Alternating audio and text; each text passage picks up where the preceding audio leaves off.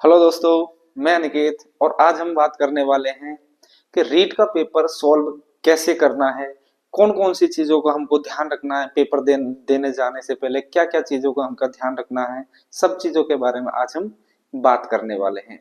दोस्तों, अगर हमारे चैनल पर नए हो तो पहले चैनल को सब्सक्राइब जरूर कर लेना और बेल आइकन को जरूर दबा लेना।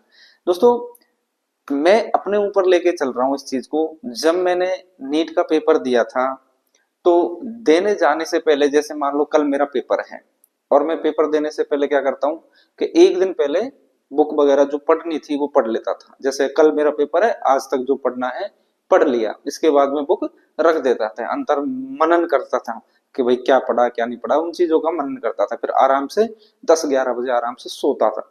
अब वैसे तो ये तो कहने की बात है, सभी कहते हैं कि भाई एक दिन पहले पढ़ाई छोड़ के बैठ जाओ, आराम से बढ़िया सोना, नींद। पर नींद कहाँ आती है दिमाग में, तो वही वो चलता है, कल क्या होगा, कैसे होगा, पेपर क्या होगा, वही चलती है। पर फिर भी देखो घंटे आधे घंटे में नींद आ ही जाती है। आराम से सोना है।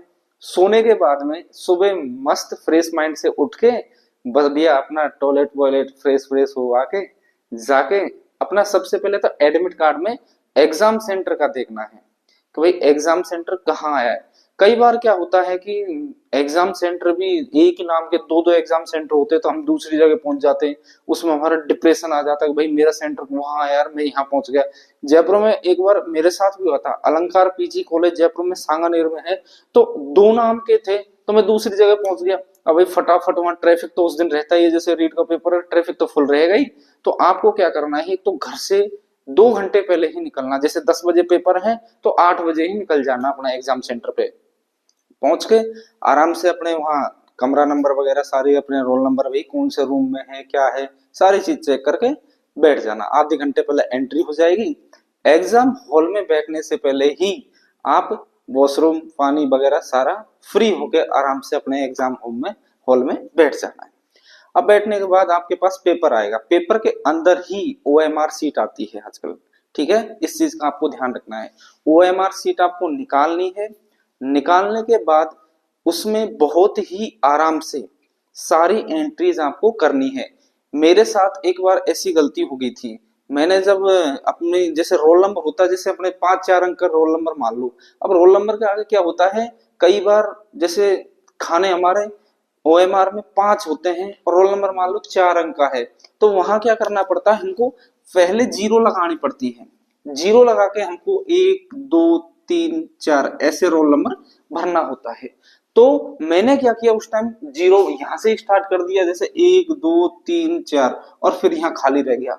तो अब खाली रह गया तो रोल नंबर गलत हो गया, जीरो लगा दिया, तो नीचे ओएमआर में गोला करने में भी गलती होगी। तो मेरा उस साल 1 साल खराब हो गया सीधा सीधा। अब हमको पता है जैसे 1 साल खराब होगी, एग्जाम में बैठने वाले लाखों विद्यार्थी हैं। अब बैठने वाले मैं कम से कम बहुत विद्यार्थियों के पीछे रह गया था।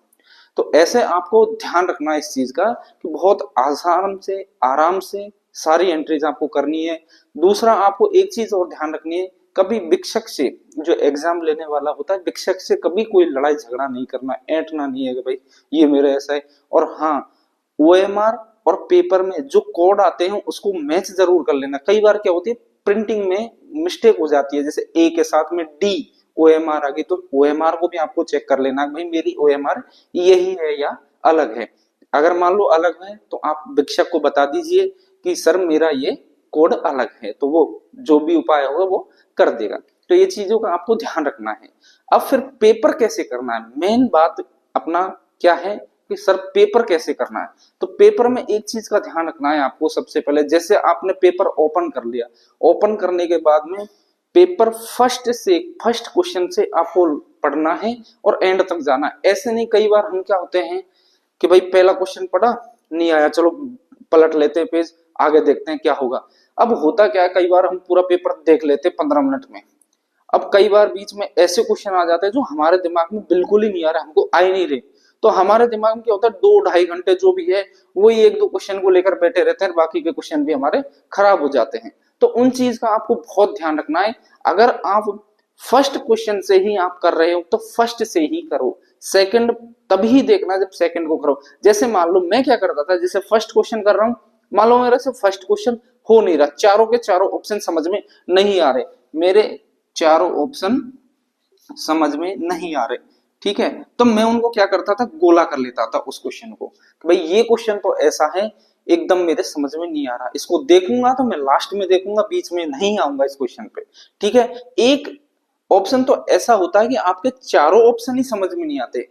अब ऐसे क्या पेपर में 10 से 15 क्वेश्चन ऐसे रहते हैं, क्यों भाई, पेपर को स्टैंडर्ड तो बना रहे हैं, अच्छा पेपर अगर मेरिट बेस बनानी है तो पेपर को बहुत अच्छा बनाना है, तो ये ऑप्शन तो देंगे ही अटपटे से। तो फिर एक और क्या रहता है कि 3 ऑप्शन ऐसे रहते हैं जिनको हमको आता नहीं है, एक ऑप्शन उनमें से आता है, तो उनमें भी मैं क्या कर लेता था, गोला कर लेता था। ये ऐसे क्वेश्चन लगभग 20 से 25 क्वेश्चन निकल के आ जाते पूरे पेपर में। तो मतलब एक तरीके से हमारे 10 से 15% क्वेश्चन हमको नहीं आ रहे, बचे कितने, 80 से 85%। अब 80 से 85% में भी क्या रहता है कि कई क्वेश्चन तो ऐसे रहते हैं जिनमें हम 2 ऑप्शन में कंफ्यूज रहते हैं, कितने ऑप्शन में, 2 ऑप्शन में कंफ्यूज रहते हैं। तो उनका क्या करना है हमको कि उनको भी थोड़ी देर के लिए आपको छोड़ देना है, सिर्फ वही क्वेश्चन करो एक बार के लिए जो आपको एक बार पढ़ने में ही आंसर सही हो रहा है। इससे आपका क्या होगा, एक तो नेगेटिव मार्किंग कम होगी, जितनी कम नेगेटिव मार्किंग करोगे उतना ही आपके अच्छा स्कोर बनेगा। मेरी मानो तो अगर किसी भी पेपर में नेगेटिव मार्किंग होती है तो वो आपके रिजल्ट को डाउन करती है, क्यों, क्योंकि क्वेश्चन ही ऐसे आते हैं आजकल, ठीक है। तो जो आपको कंफर्म है कि भाई मुझे ये क्वेश्चन आ रहा, फर्स्ट क्वेश्चन जैसे मेरे को नहीं आया, सेकंड भी नहीं आया, थर्ड क्वेश्चन आया लगाया, फोर्थ आया लगाया, ऐसे क्वेश्चन आपको लगाते चलना है, लगाते चलना है। लगभग मेरे जो बैठे थे एक बार में मैंने किए थे 150 में से लगभग 80 से 90 ऐसे क्वेश्चन बैठ गए थे कि मैंने एक बार में ही उनको सही कर दिया। अब वो क्वेश्चन ऐसे रहते हैं आपके लगभग 99% चांस रहते हैं कि वो क्वेश्चन हमारे सही होते हैं। अब फिर क्या करते हैं हम बढ़ते हैं नेगेटिव की तरफ कि भाई 4 ऑप्शन वालों को भी हम क्या करते हैं कि यार छोड़ना तो है ही नहीं है, करना तो है, तो उनमें क्या कर लेते हैं हम, तुक्का लगा देते हैं। तो तुक्काबाजी से बचनी है, तो अगर आप तुक्का लगाओगे तो आपका 100% है वो क्वेश्चन गलत होगा। तो इस चीज से आपको बचना है, तो तुक्का बिल्कुल नहीं लगाना, ठीक है। दूसरा, 4 और 3 ऑप्शन वाले तो आप छोड़ ही देना, क्योंकि उनमें अगर आप दिमाग लगाओगे तो आपका टाइम बर्बाद है। एक तो परीक्षा देते हो तो टाइम मैनेजमेंट बहुत जरूरी है, तो उन चीजों को अगर टाइम आपके पास लास्ट में बचे तो उनको देख लो। वैसे मेरे हिसाब से तो मेरा अनुभव बता रहा हूँ, मैं जब भी अगर मेरा ऐसे टाइम बच जाता ना तो लास्ट में देखता तो मेरे वो क्वेश्चन गलत ही निकलते थे, नेगेटिव होते थे। तो इनसे मेरे हिसाब से तो आप बच के ही चलो तो अच्छा है। नेगेटिव मार्किंग जितनी कम करोगे आपका सिलेक्शन उतना ऊपर चला जाएगा। तो इस चीज का आपको बहुत ध्यान रखना है। पेपर कैसे सोल्व करना है कि भाई पहले जो आपको आ रहे हैं वह कर लो, फिर उसके बाद में 2 ऑप्शन वाले हैं उनको अच्छे से पढ़ो कि इनमें से कौन सा ऑप्शन सही है।